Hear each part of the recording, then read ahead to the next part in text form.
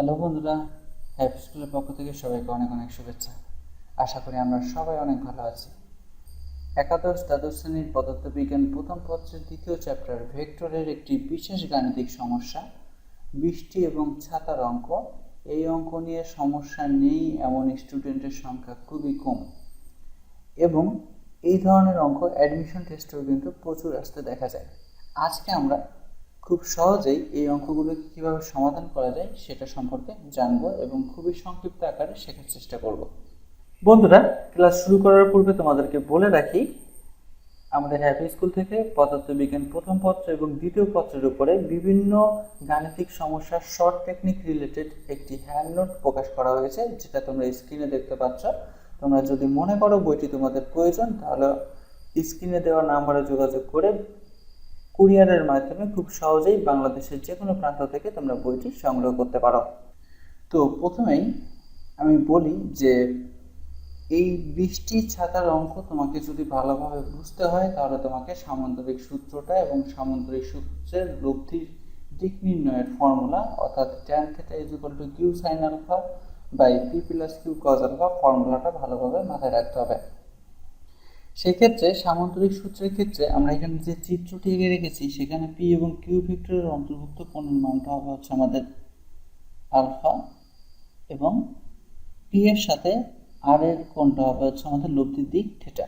ওকে, এখন আমাদের যে প্রশ্নটি দেওয়া আছে সেখানে বলা হচ্ছে 4 মিটার 5 সেকেন্ড বেগে দৌড়ে যাওয়ার সময় একজন লোক 6 মিটার 5 সেকেন্ড বেগে লম্বভাবে পতিত বৃষ্টির সম্মুখীন হলো।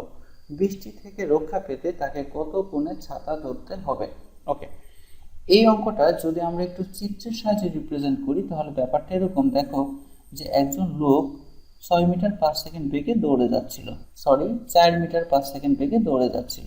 ওকে, 4 মিটার পার সেকেন্ড। আমরা সবাই জানি কোনো বস্তু যেদিকে গতিশীল হয়, বাতাস কিন্তু ঠিক একই বেগে বিপরীত দিকে গতিশীল হয়। যখন তুমি বাস বা ট্রেনে জার্নি করো, তখন জানালার পাশে বসলে দেখবে যে ট্রেন যেদিকে যাচ্ছে তার বিপরীত দিক থেকে বাতাস কিন্তু তোমার মুখে এসে লাগছে।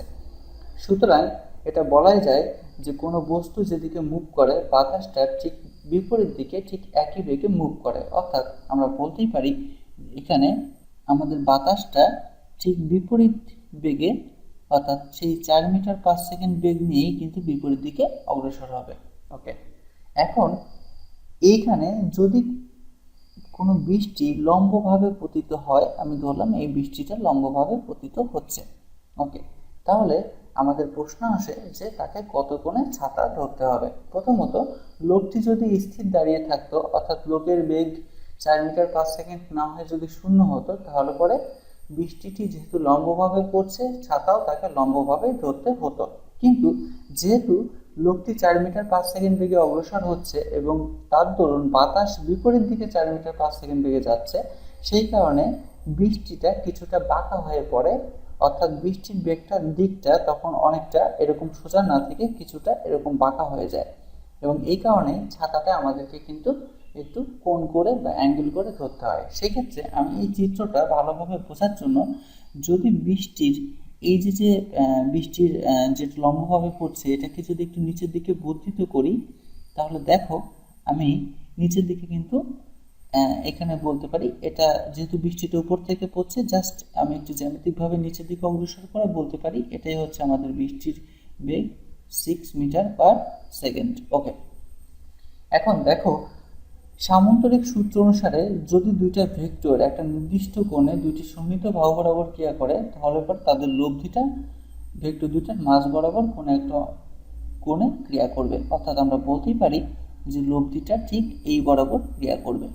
অর্থাৎ সেই ক্ষেত্রে আমি যদি 4 মিটার 5 সেকেন্ড বেগের সাথে এখানে একটা অন্তর্ভুক্ত কোণ থিটাকে কাউন্ট করি, তাহলে আমি কিন্তু অবশ্যই বলতে পারি এটা হবে আমাদের সেই একান্তর কোণ।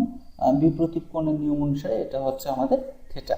ওকে, এখন দেখো যদি আমি সামান্তরিক সূত্রের সঙ্গে এই 4 মিটার 5 সেকেন্ড এবং 6 মিটার 5 সেকেন্ডকে ম্যাচ করি, তাহলে আমরা দেখতে পাচ্ছি পি ভেক্টরটা এক্স অক্ষ বরাবর বা আনুভূমিক অক্ষ বরাবর ক্রিয়া করছে, যেটা কিন্তু আমাদের লোকের বেগ বা বাতাসের বেগ। সুতরাং এই মুহূর্তে আমি এটাকে পি ধরতে পারি। সিমিলারলি যেহেতু কিউ ভেক্টরটা লম্ব বরাবর বা উলম্ব বরাবর ক্রিয়া করে, সুতরাং 6 মিটার পার সেকেন্ড এই বৃষ্টির বেগটাকে কিন্তু আমি এখন এই মুহূর্তে কিউ ধরতে পারি। ওকে, সেক্ষেত্রে দেখো আমরা যদি এই অংশটুকুকে জাস্ট চিন্তা করি, তাহলে আমি এখানে দেখতে পাচ্ছি পি ভেক্টরের মান 4 মিটার পার সেকেন্ড এবং কিউ ভেক্টরের মান হচ্ছে 6 মিটার পার সেকেন্ড। সেক্ষেত্রে যদি আমার এই থিটার কোণের মানটা নির্ণয় করতে বলা হয়, তাহলে আমি কিভাবে নির্ণয় করব? খুব সিম্পলি আমি কিন্তু tan θ q sin alpha p + q cos alpha এই ফর্মুলা দিয়ে নির্ণয় করতে পারি। সেই ক্ষেত্রে আমি অবশ্যই বলতে পারি tan θ q এর মানটা হচ্ছে আমাদের এই মুহূর্তে 6 sin, এবং আলফার মানটা দেখো এখানে দেখাই যাচ্ছে যে p এবং q অর্থাৎ বৃষ্টির বেগ এবং বাতাসের বেগ কিন্তু 90 ডিগ্রি কোণ করে ক্রিয়া করছে, সুতরাং আলফার মানটা আমি ধরতে পারি 90। এবং একই সঙ্গে আমি নিচে p এর মানটাকে যদি ধরি 4, যেহেতু আমাদের p এর মান এখানে 4 প্লাস 6 cos 90 ডিগ্রি আমি ধরতে পারি। সেই ক্ষেত্রে দেখো আমরা এখান থেকে sin 90 ডিগ্রির মান যেহেতু 1, সুতরাং উপরে পাচ্ছি 6 এবং নিচে cos 90 এর মান যেহেতু 0, নিচে পাচ্ছি 4।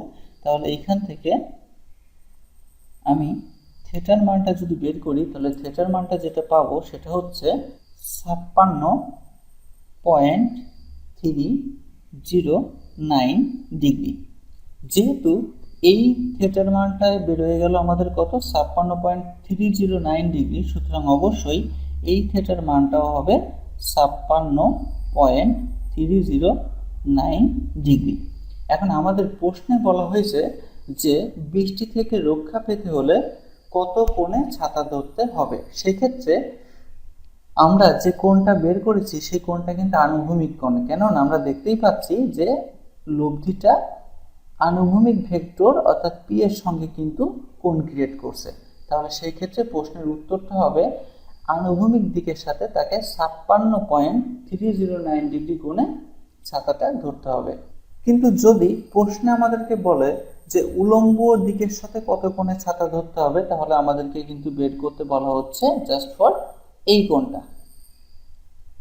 তাহলে দেখো যেহেতু এই কোণের মান 56.309 ডিগ্রি, তাহলে এই কোণের মানটা কত হবে? এই কোণের মানটা হবে অবশ্যই, যেহেতু টোটাল কোণটা 90 ডিগ্রি, সুতরাং 90 মাইনাস 56.309 এবং এর মানটা আসবে 33.69 ডিগ্রি। তাহলে ব্যাপারটা কিন্তু খুব সিম্পলি আমরা বলতে পারি যে এখানে 56.309 ডিগ্রিটা হচ্ছে আনুভূমিক দিকের সঙ্গে আমাদের এই কোণ করে ছাতাটা ধরতে হবে, এবং যদি প্রশ্নে বলে উলম্ব দিকের সাথে কত কোণে ছাতা ধরতে হবে, তাহলে সেটা হবে 33.69 ডিগ্রি কোণে।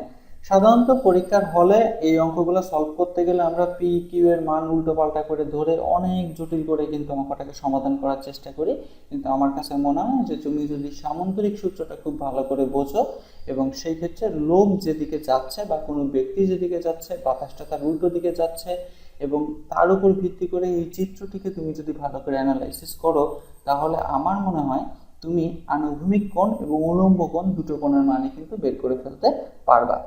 সেই ক্ষেত্রে পরীক্ষার হলে তোমাকে যেভাবে প্রশ্নের উত্তর করতে বলা হবে, অর্থাৎ আনুভূমিক কোণ যদি বের করতে বলে তুমি সেটাও বের করতে পারবা, উলম্ব কোণ যদি বের করতে বলে তুমি সেটাও বের করতে পারবা। সাধারণত ম্যাক্সিমাম এই ধরনের অঙ্কগুলোতে আমরা বিশেষভাবে এইখানে ট্যান থিটার মানটাকে একটু উল্টোপাল্টা করে ধরে উলম্ব কোণের মানটা বের করি, এবং এর কারণে আমাদের এই চিত্রটা বুঝতে কিন্তু অনেক কষ্ট হয়। সেই কারণে আমি একটু উল্টো বা রিভার্স প্রসেসে তোমাদেরকে আগে আনুভূমিক কোণের মানটা বের করে দেখালাম, এবং তারপরে 90 ডিগ্রি থেকে আনুভূমিক কোণের মানটা বিয়োগ করে উলম্ব কোণের মানটা কত সেটা বের করে দেখালাম। আমি আশা করছি অঙ্কটা তোমরা বুঝতে পেরেছো। পরবর্তীতে আমরা এই একই অঙ্ক রিলেটেড আরও যে অঙ্ক আছে এবং তার সাথে সাথে আপেক্ষিক বেগের কিছু অঙ্ক আছে, এবং সেখানে গাড়ির কাজ ভিজবে কি ভিজবে না এই ধরনের যে অঙ্কগুলো আছে সেই অঙ্কগুলো সম্পর্কে ডিটেলস আলোচনা করব। আজকের ক্লাসটা আপাতত এখানেই শেষ। পরবর্তীতে নতুন কোনো ক্লাস নিয়ে তোমাদের সামনে হাজির হব। সে পর্যন্ত ধন্যবাদ সবাইকে।